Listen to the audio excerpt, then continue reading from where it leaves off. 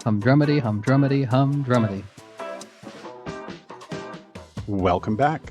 Hey, have you ever asked a stupid question? Well, my guest literally has written the book on them. Travis Cournoyer claims to move the speed of stupid questions and promotes finding the courage to ask them as the key to unlocking personal fulfillment. With a PhD in chemistry, his courage to ask questions led him to jobs with upscale EV companies, including Tesla, Rivian, and Lucid Motors. And now he's the author of the upcoming book, Courageous Curiosity. Tune in to find out if reasonable ignorance is stupidity's vindication. So, do I need to ask if you're ready to listen? Okay, then let's get some answers. Good morning, Travis, and thank you for joining me today on Humdrummity. How you doing? I'm doing well. Much better now. Much better now. What was worse before? It's not that it was bad before. It's just that it's a lot better now. It's my first podcast.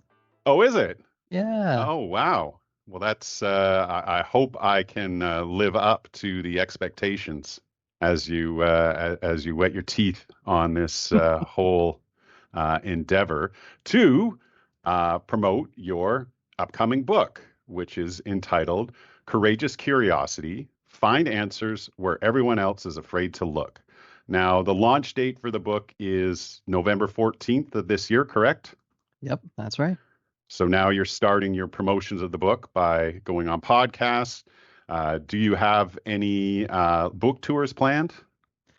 I do, but none are scheduled. But in my head, yes, there are lots of plans for what's coming. Okay, so more to come. All right, so about your book, Courageous Curiosity, who is the book for and why should we even read it? I would say the main audience for the book, like this dead center of the audience, would be people that are embarking on a really big endeavor, and they're at a turning point where they think they might need to stop or give up. And so the core turning point of the book was my journey through graduate school, trying to get a PhD in chemistry. And so I think graduate students for sure will enjoy it. Maybe even college students, or even a new parent, or someone considering being a new parent. Whenever there's a big life decision in front of someone, the book's really written for them. I was lucky enough to get an advanced copy of the book, and I noticed that the dedication is to every stupid question stuck in your throat, waiting for your courage to catch up. Yeah. So why that dedication? The goal of the book is to connect with people and help people overcome themselves and their own shame triggers. In the book, I define a stupid question. I try to give people a tool in the stupid question so that they can use it to build something more intentionally. And so the book is really dedicated to its readers. So really, this book is for everyone. It's not just for PhD students or people making, large life decisions. This could be applied to everyday life. Yeah, I do think so, especially on this podcast, getting out of the humdrummity of the day to day. The stupid question is, I think, the easiest way to escape the humdrummity of the day to day. So I think a lot of people will benefit from the book, but people in graduate school might need it more. Now, I do want to get into that because you do talk specifically about that experience in graduate school. But, just to take this back to say the essence of, what you're trying to achieve, what would be like the most basic of stupid questions? Well, basic stupid question would be, what if I try something new? What if I'm the only one who doesn't get it? And then there's the obvious ones in classrooms, right? How do you do this? But they get bigger. They can be a lot more heavy. And some examples of those: am I an alcoholic? Or do you still love me? And what I wanted to do with this book was make the point that whether it's a big, heavy, stupid question or a small, simple, stupid question depends on the perspective of the person asking it, not the perspective of those hearing it. And so I wanted to give words to that experience so people can let the question come out and not convince themselves that it's too small to ask or too simple to ask. Your background is in chemistry, and that evolved into engineering Hmm. by the way of your professional career. So this book isn't really some sort of philosophical or spiritual um, means to get to these questions or answer these questions. You're Right. taking more of the scientific method to it and just, giving a practical way for people to frame questions for themselves. That's right. Yeah, so in the book I define a stupid question, right? As any honest question you're shamed for asking. And I highlight that where the shame comes from, which forms the basis of how everyone defines stupid questions before reading my book, is kind of irrelevant. Really, the relevant thing is just feeling shame because you asked it. And so I wrote the book very intentionally to kind of show my story and show all the questions I've asked that sometimes seem like they're not a stupid question on the outside. But then I go into the weeds. I explain why I was afraid to ask it or why eventually I felt shame because I asked it. I talk about how my body shook, how my throat quivered, and I really let the reader see how I felt as I built that career. And it's messy. My career's been going from a mechanic growing up to a PhD chemist to learning how to be an engineer at startups right alongside some of the smartest engineers in the world when I've never taken an engineering course still to date. I've experienced a lot of those moments of recognizing that fear and shame within me and just asking anyway, and I've really built my career on it. And so, no, I wouldn't say I agree. It's not philosophical, it's not spiritual. It's very messy, and it's also sometimes funny and sad. I've had early readers call me and cry and tell me, I had no idea you experienced that. I'm like, I know. We all carry stuff like that nobody knows we experience. And I want to give readers a word for it or phrase. It's a stupid question, and a stupid question, I think, it's not a bad thing. It's requires courage to ask a stupid question. So if you ask one, you're courageous, not stupid. Yeah. And I think as we go along, the listeners will be somewhat surprised and perhaps even impressed at where your career has led you. But, you know, reading through the book, it does seem you, you mention in several times where you break down and cry because of the situations Yeah. you found yourself in. So even coming forward and saying that, putting that into print is pretty courageous in itself. Yeah, when I was writing the book, trust me, it was a very different book, and it was a more protected book. It was, I agree. It's very open and raw and very vulnerable of a story that I told. My original writing was very protected, and I shared it with some close family and friends. And there were a couple chapters they said they were like, I felt like I was having a conversation with you in that chapter. You should probably rewrite the whole book that way. And then I responded, I was like, well, but wait, when I wrote that chapter, I was crying all over myself. And they're like, yeah, just do that, the whole book. I was like, okay. And I commute every week, Northern California to Southern California. So I'm in airports a lot. I wrote the book in a lot of airports and airport rooms. What are they? The Lounges. lounges. There it is. And I'm sitting there crying, right? The lounge.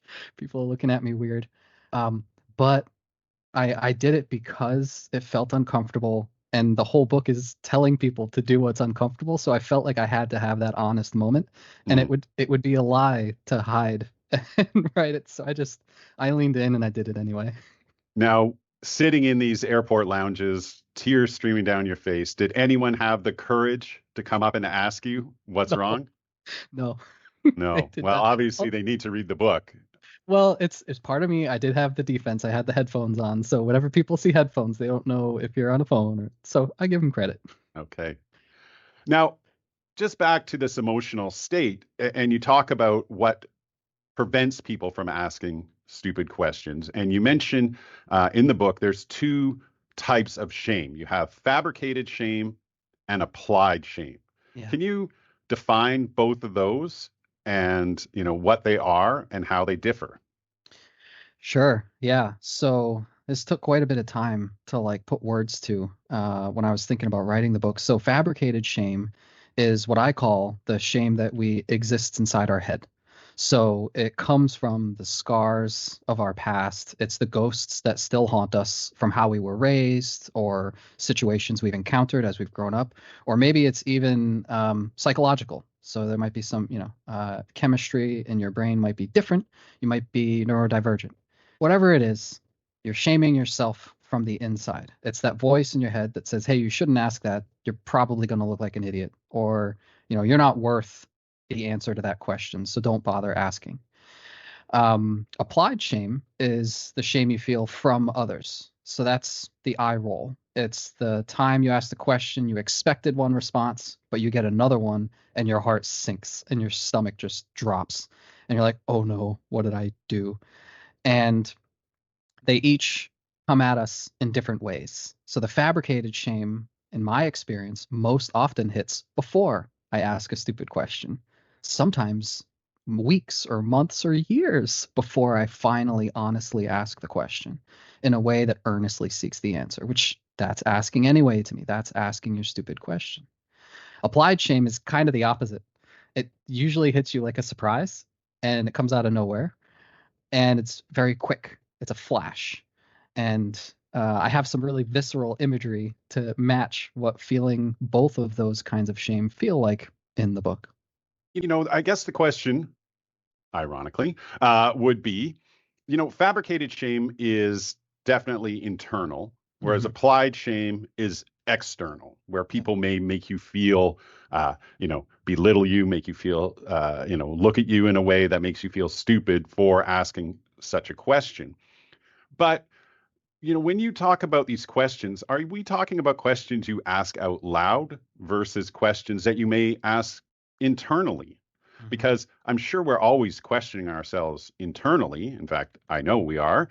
Um, so, we often ask ourselves these internal questions. Why am I here? What is my purpose? How can I be better? But is this really about voicing these questions to people outside of your internal monologue? Yeah, that's a great question. I think people can ask a question truly just in their head. Like that can be an honest attempt to get the answer. But I posit in the book that you have to voice it to another human before you've truly asked it. Because we're biased in our own head and we only have one paradigm, we only have one perspective, and to ask your question to just one perspective is not an honest attempt. It's not an earnest effort to get to the answer. And to me, you haven't truly quote asked your stupid question unless you've asked it out loud to a person, a human. Hmm. And so you can definitely say in your head, you can ask, you know, what is I squared R, which is one of the things I get made fun for in the book. You can ask, but until you ask another human and you feel their response and how you respond to their response, that is part of the answer. Your own response to somebody else hearing you ask it is part of the answer that teaches you and helps you learn more about yourself. And so I think you can just think of a stupid question in your head, but the courageously curious, they voice it to a human specifically, at least one. At least one. Well, and that's the next question I have is asking that same stupid question more than once. And sometimes are we looking for the answer we want to hear? Because you may ask three people and get three different answers, but one of them may align with your expectations. Yeah. And I think that teaches you a lot about yourself. If if that's what you keep asking, great. Um, if you want to keep asking, if you're looking to hear some kind of answer, then I think you should ask anyway. I think there's a lot of paths that people stop walking down because they agree with what others tell them they should go pursue or seek or the kind of answer they should get. But the people telling them that have their own agenda and perspective and paradigm. So I won't fault anyone for asking a question repeatedly until they hear an answer they like, so long as to them they think They took an honest effort to get the right answer for them. And I think for each individual, that's being courageously curious, trying to get to the answer. So long as, and this is where I struggled with the definition, there are manipulative questions. People might manipulate, you know, it has to be honest. Mm. So long as you're being honest with yourself, with your own understanding of the world and how people work, and even how you yourself work, I think it's fair to ask as many times as you need to get an answer that sits well with your understanding of the world. Yeah, so it's really having the courage to at least ask the question once. Now, I want to get into one of the examples that that you write about in your book, Wonderful. because there's something arose to me as a question came into my mind as I read through it. So this takes place when you are a chemistry PhD student and you're Yeah. doing some research, Hmm. and um, you approach your advisor about doing a presentation at the American Chemical Society conference. Yeah.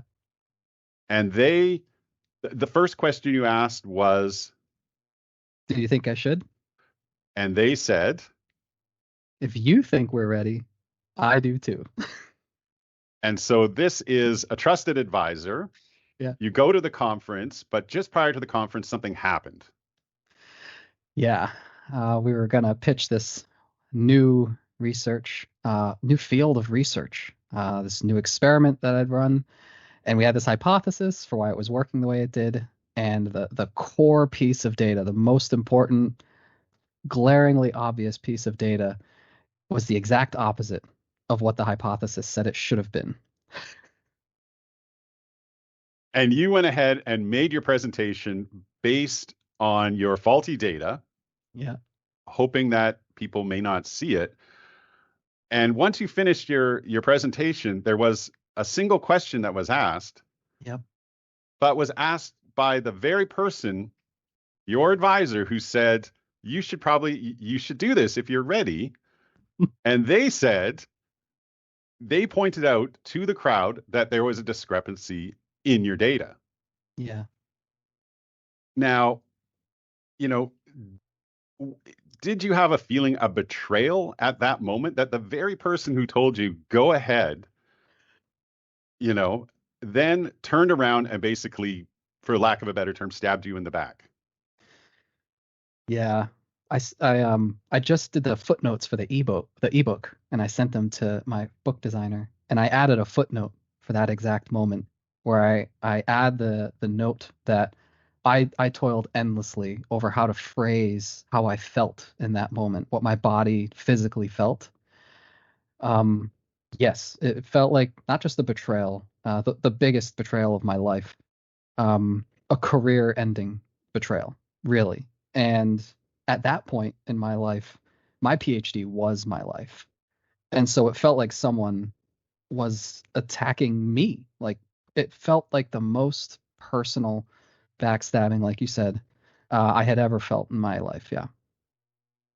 Yes, but there are no stupid questions. So, in hindsight, can you forgive?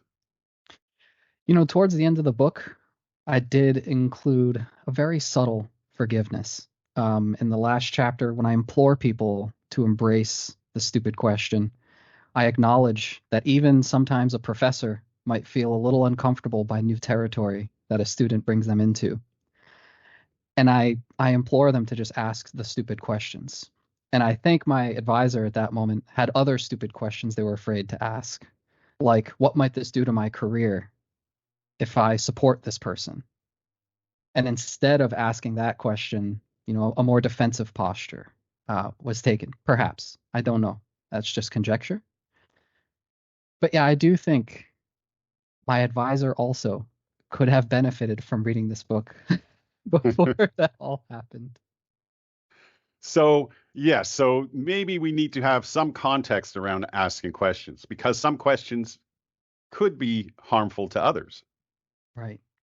Yes. Well, this is where I talk about briefly in the book that stupid questions, I acknowledge, have been around a lot longer than me, and they have been used as weapons. The stupid question has been a weapon. And what I'm trying to do with this book is turn it into a tool. But the only thing that changes, this is a quote from the movie Arrival, it stuck with me. The difference between a weapon and a tool, the only difference is the intention of the person wielding it. Mm, And so, yes, some questions can harm others. And sometimes you'll have a stupid question you want to ask that might hurt someone else. And especially in the workplace, sometimes it's a legal thing. Like you can't ask certain things. So I'm not telling everybody they should just ask all the questions all the time and it's all about what I want to know. I think there's reasonable limits to when you should ask certain things. I think that's reasonable, but I think you should ask anyway in the appropriate setting. So you should do non-zero amount of work to protect others from your stupid questions, right? In the chapter The Mess, I kind of give people some gentle recommendations for how to achieve that outcome. Um, but it's an individual story. So my advisor, yes, also has stupid questions that in hindsight, my advisor actually was going through a lot at that time in their life that I learned about after the fact. That kind of explains a lot of the behavior. And they were dealing with some of their own stupid questions, which makes a lot more sense of the whole encounter. yeah. Yeah. I mean, it's good that you in some way, that question that they asked, which caused you harm, propelled you into a different direction. Right. So the next story you talk about is you apply to NASA for an internship. Mm-hmm. The interview didn't go as how you wanted, but at that time, and that very moment, as they say, when a door closes, a window opens, or when a window opens, the door closes, one of the two, something came up. Yeah. And, what happened in that moment when, you didn't achieve that internship, another opportunity arose. Yeah, it was that was a really wild moment. I still can't fathom how it happened, but yeah, I cried a lot. I went to the student break room, and a fellow graduate student, she's a good friend of mine, even to this day, came in and she saw me really upset, and she was like, "How'd it go?" I couldn't even answer, and she mentioned that she mentioned that Tesla was on campus and they were like doing a big show and tell on the other side of campus, a few buildings away. And at first, I just like shook my head, like, "Are you kidding? I could have just been working for NASA and I blew it. Like, I can't." But my curiosity won, and I just like ran. I literally ran to go because it was starting in like a few minutes. It just so happened. And I remember I didn't even wipe the tears away. There's like some kind of freeing sense of, you know what, whatever. I don't care if people see me how I am. And so I ran and like the wind cooled, it wiped the tears away. And I got there. You could tell I'd just been crying, and all these engineers are wide-eyed. "We're going to see Tesla." And it was messy, but in the end, it worked out really well.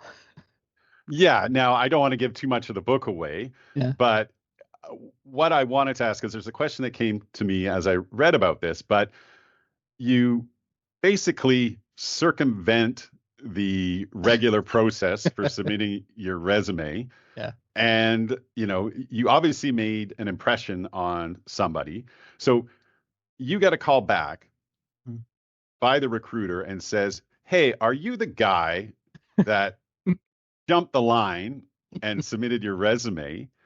And in your book, you tell them yes, but you don't say specifically what you said to them. What did you say to them that, when they ask you, why did you think you're so special? What was your response to them? I was just honest.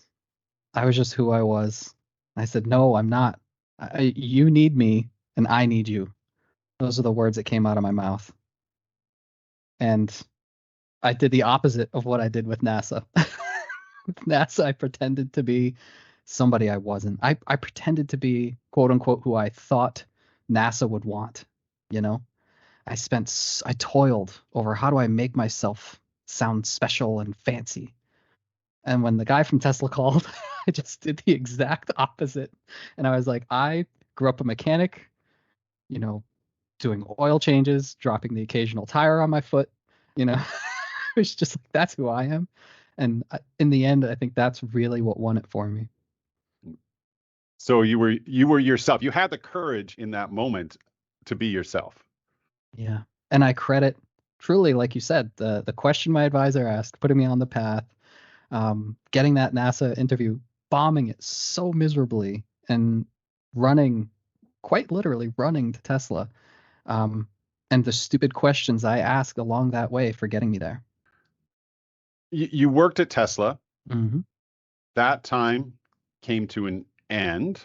Yep. And then you moved on to a company, and I'm not sure based on what you say in the book, the status of Faraday Futures. What is the future of Faraday Futures? That's a great question. I also do not know. I know that the company still exists. I know they have the same headquarters. I know there's non-zero number of employees, and they recently unveiled a concept at an event in LA, and I think they've sold 10 or 20 cars total through all the years. So that transitioned you from being a chemist, and then you started getting more, or was that just focused on chemistry at that time with Faraday? That was probably the hardest time in my life because for the first 8 months, I was a full-time engineer at Faraday. I had no idea how to engineer. I had no clue what I was doing. And I sat next to, master's engineers from Stanford, Berkeley, like world's brightest engineers. And so I would go to work learning how to engineer from scratch. And I'm like, quite literally, I was the least informed person on the team. There was a little bit of chemistry, but not much. It was almost entirely engineering. And at nights, I would work on my dissertation for my PhD, where now I'm like a leading expert in the world on what I'm writing about. It was 8 months of the widest cognitive dissonance I've ever experienced. And yeah, it was purely engineering. Well, okay, so I have, for my part, a stupid question. Oh, Um, in the development of EVs, because obviously that is the future of the automotive industry, how much in the development of a battery is chemistry versus engineering? Is chemistry going to solve the problems for making more sustainable batteries, or is it all primarily engineering? it depends who you ask and which company you're at. And it very much depends on the values of the values driving the organization making the product. So if they really value next gen technology, making the new thing, um, then chemistry plays a big role, right? You question everything, you go back to the drawing board quite regularly.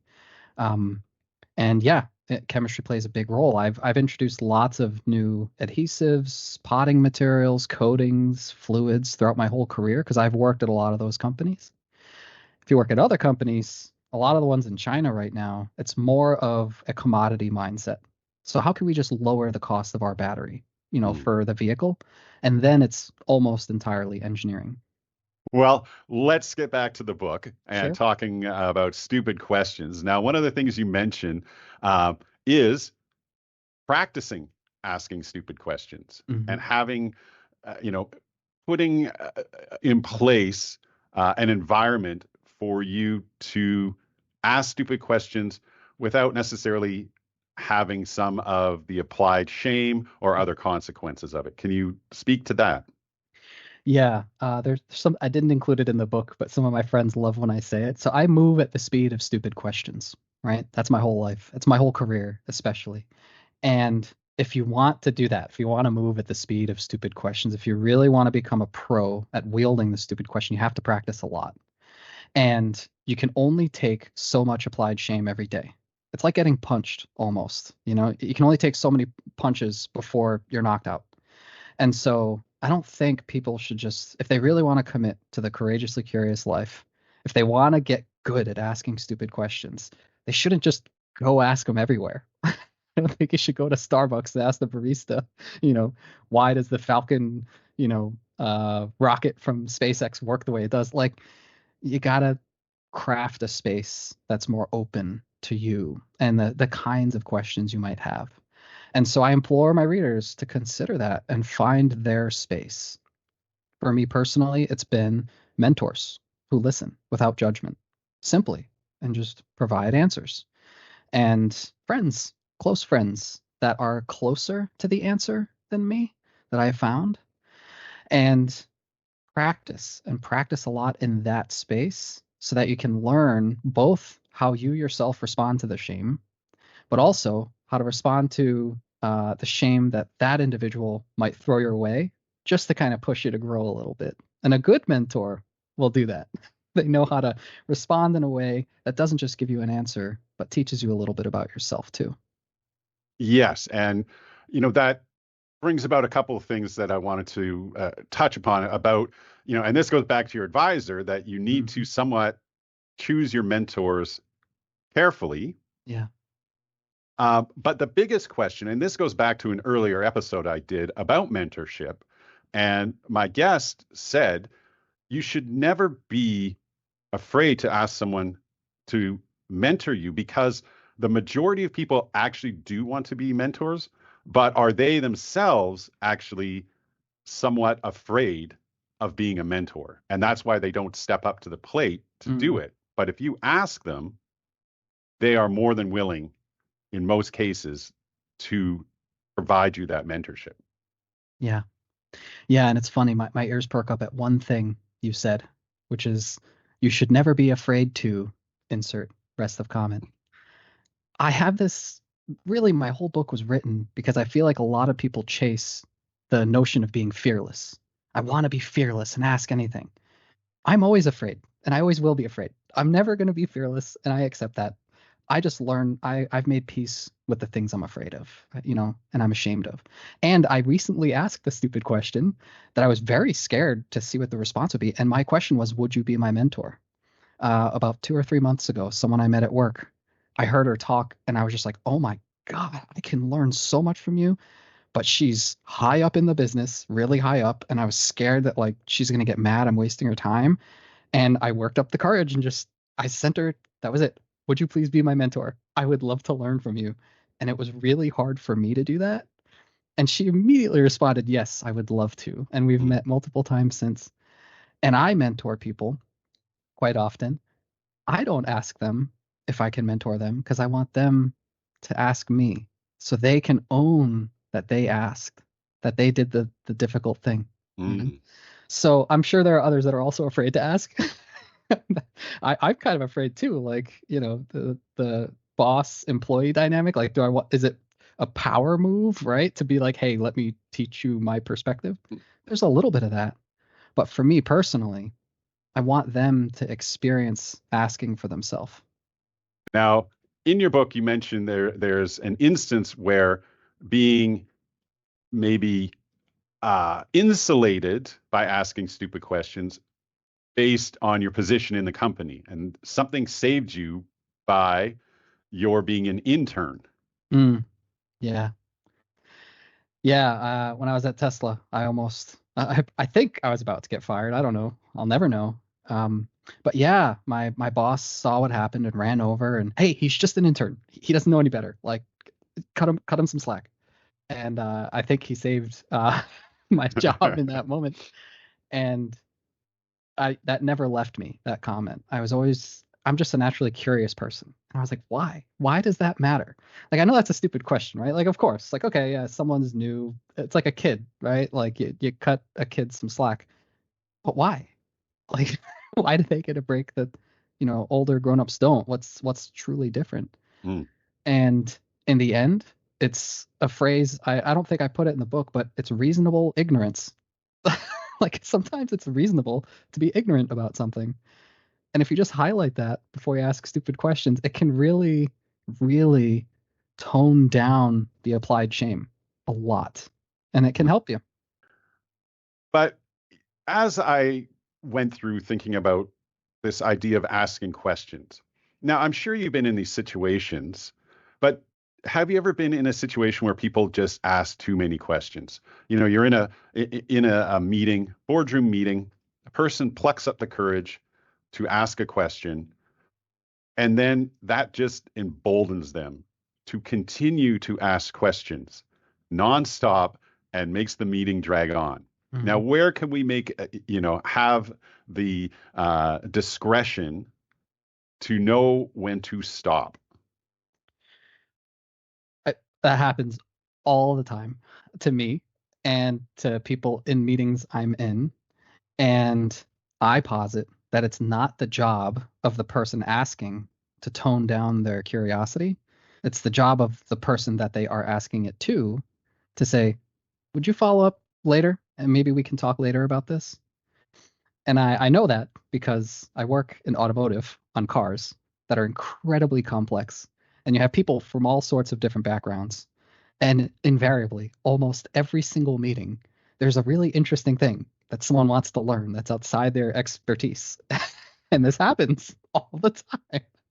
And it's, can we take this offline? That's the comment that people, can we just take this offline for later? It's a very gentle way to say, hey, let's save your curiosity for later.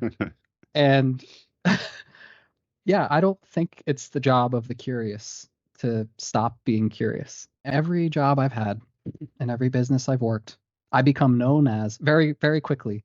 I become known as the curious one. I just get a reputation as the one who asks lots of questions. And invariably, because that happens, I end up in lots more meetings where lots more things are happening because there aren't, in my experience, there aren't that many people who are comfortable enough to keep voicing that curiosity. And so they get noticed. In your book, you have an anecdote about where you're working at Rivian, and your curiosity leads you to a potential opportunity, which then leads to the question that you must ask. But the reply was, Basically, no, no. And I was asking, can I please do this? And I was told I'm too valuable by my manager to be "Hmm, lost to another team.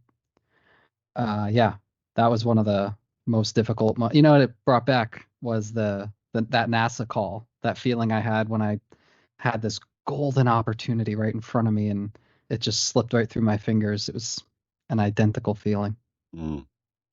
And did you have the courage to ask the follow-up question, why not? No, No. not in those days. That's a hard part of the book, I imagine, to read, as it was to live. I think, as we've gone through this interview, it's definitely become apparent you are a man who wears his heart on his sleeve Hmm. and are not afraid to talk about the moments, when you've experienced sadness, when you've, let those tears out. And you mention it somewhat in writing the book, but was the book a cathartic experience for you? Oh yeah. Oh yeah. And it snuck up on me. I didn't know this would happen. I didn't write it because I wanted to write a book. Um, I will add the modifier. I am afraid to write this all down. I am afraid to get the book out. I am afraid all the time. The fear never goes away. I'm very much not a fearless person. I actually wrote the book because somebody asked me to. The first time I ever told someone about what happened with my advisor in graduate school, and I broke down crying. And it was, I think, 2022, which means it was about 7 years after the fact. So I literally never told anyone. And Mm, nobody knew that happened except my advisor, the people in that department, and my wife. And so I tried talking about it at a career development session. And I talked about the lessons I learned by overcoming that. And I just broke down and I was like, crap. And I was feeling like I felt like such a loser for crying at work in front of my coworkers. And somebody afterwards came up to me and she said, I really love listening to your story. Do you have a podcast or something? Because I would love to listen. And she's the first person I sent this book to when it was done. She's the first one I sent the arc to. I said, hey, I want you to know I never stopped thinking about, you know, you asked me to tell my story, so I did for you. And I thanked her because like a lot of people have reached out thanking me for telling my story so honestly. And yeah, I'm still very afraid to tell it. Um, but I do also wear my heart on my sleeve. I always have. And it was very much catharsis. I feel like a different person on the other side of writing it than I was before I did. and what would you say was the takeaway for you personally then from completing the book? I think I voice it best in the chapter about Rivian when I met my best friend, which is I will always be this guy. I'll always be this person. I've worked at these businesses alongside these engineers. I'll never be as smart as them. I'll never be as fast at math in my head. I'll never, be able to so quickly know the material properties of this metal and that metal and so on. Um, and I'll always be the one who has to ask questions that maybe I shouldn't, according to others. And I think that that's okay. It's the first time I feel like maybe that's just okay to be that way. So yeah, it sounds like then it was more of a self-actualization project than a necessarily a healing or closure moment. Right. Yeah. Yeah, and I'm hoping that in watching my self-actualization, maybe others can have a similar one occur within them. And I tried to do it I tried to display for my readers what I try to teach them through my own behavior and writing of what it looks like to honestly ask a stupid question. And really, this book is, oh man, I never thought I would do this because I didn't want to, but it's my way of saying, what if everyone is wrong except me? All those people who say there's no such thing as a stupid question, right? Stupid questions don't exist. There's no dumb questions. What if all of those people are wrong? What if some of those people themselves do not harbor any shame? And so to that person, stupid questions don't exist. Maybe there are people who feel no shame, and thus any honest question, they are not met with shame. They don't receive the applied shame. They don't have any fabric. Those people might exist, but then they should say stupid questions don't exist for me, Mm. but they might for you. And other people, if they're anything like me, feel shame and are afraid to ask things. And for them, maybe stupid questions exist. And so, really, that all boils down to my big stupid question: what if everyone's wrong? What if this is the true nature of stupid questions? Right. So two things out of that then. So first of all, those people that say there are no stupid questions because they don't feel any shame, essentially narcissists, because they may not see outside of themselves that Mhm, other people may feel that there are stupid questions. mhm. But then back to your thing where you set out to find out, well, are there stupid questions? You applied, would you say, some sort of a scientific method to that? I have actually never considered that at any point. Maybe I'm such a scientist, I just kind of do it without thinking, but for sure. So ever since I first encountered the thought, what if stupid questions aren't inherently bad, but the way we use them is? I remember exactly when it happens in 2009 in a math class because the teacher wheeled a stupid question as a good thing, and it was like life altering for me. So ever since that moment, 2009, I always thought about, well, what is it then? And it could be argued that my career was the experiment. I just kept asking maybe an unintentional experiment. And so I think, yeah, definitely the scientific method was at play. I had my hypothesis, I did my experiments, I looked at the results, and I did the research, and then I found the answer. So you're essentially you're the mad scientist who then decided to inject themselves with the serum to find out. Yeah, yeah, definitely. Well, Travis, it's been great speaking with you, and I'm going to end off with a stupid question. Okay. What's next? Oh, I I think one of the biggest things I've learned having written this book is I have a lot to say. I have a lot of books I want to write.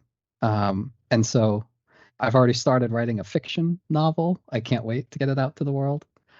And this book, Courageous Curiosity, is the first of three books. So it's actually a series I want to write. And so I gotta start working on the second book as well. So this is Courageous Curiosity. Next is how to use courageous curiosity in the workplace or on teams. So what's the stupid question your team is afraid of asking, and how do you help them earnestly seek the answer? And then the third book is a lot more meta. It's what's the stupid questions humanity is afraid to ask and not contending with and not going toe to toe with in an earnest way. Mm. definitely some research required for that one. But lots of writing, continuing to be an engineer, lots more stupid questions still coming, always. Probably making a podcast. I really want to help others practice asking their stupid questions. So I want to craft a space where they can, and maybe I can help them. Because I say I'm professionally curious, so I know how to lean into my curiosity to find what I need to find for me and those I love. I want to help others do the same. Well, that's fantastic. I'm looking forward to listening one day to the Stupid Questions podcast. And I wish you, a lot of success with this book and your series of books. And I just hope you never stop questioning everything. Thank you, Graham. It was a blast to be here. Thank you for having me. Thank goodness for the de-shaming of stupid questions. It validates what I've been doing on this podcast all along. So what do you think? Do you feel shame for asking stupid questions? Then maybe you need to ask yourself why. And that could just be the first honest answer to set you on your way to a more insightful future. Please check out Travis's website at askanyway.org, where you can pre-order a copy of his book. Thanks for listening, and don't forget to subscribe to Humdrummity. Until next time, take care.